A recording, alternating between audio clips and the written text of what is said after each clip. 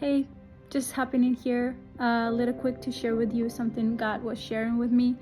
The other day I was serving at church, worship leading, and we had a guest speaker who was talking about who we are in Christ. The message was great.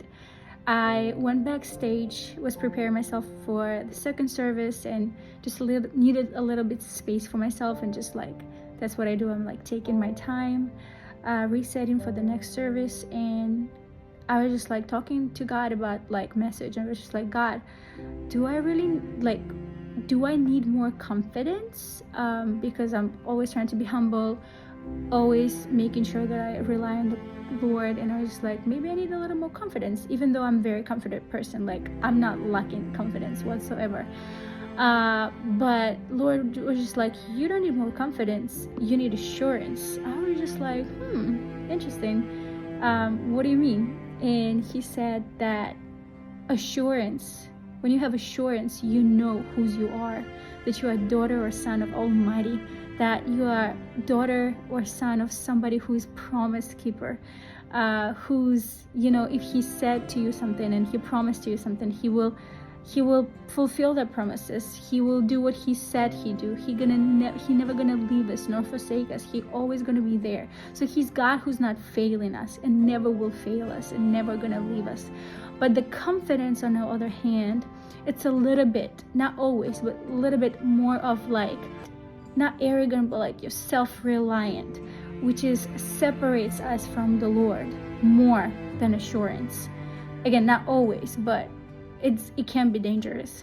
And in Hebrew 10:22 it says, let us draw near to God with a sincere heart and with a full assurance that faith brings. When we have assurance, we have sincere hearts, not prideful hearts, but hearts who knows that all we can do is rely on the Lord and walk with him and operate from the place of assurance of knowing that if God is with me, who can be against me? And it brings peace. It brings peace. And it brings peace. And in another hand, confidence separates us because from the Lord, makes us a little farther from him, because it's more so coming from the little arrogant place.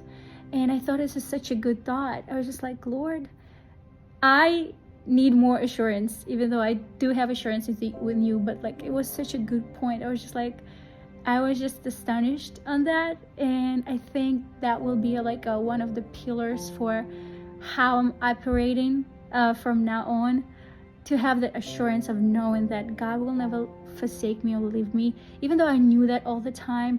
But it just gives me a different level of the peace in my heart, and even brings pressure out of my shoulders. Like, confidence brings a little bit pressure on you, like performing. But assurance, when you have assurance, you can even go to the world and do the things with a different heart, with peace, which is going to help you to even do more things and not be so focused on like what will be coming out of it, but knowing that whatever needs to come out of it, it will come out of it, because the Lord is there and he will never leave you nor forsake you.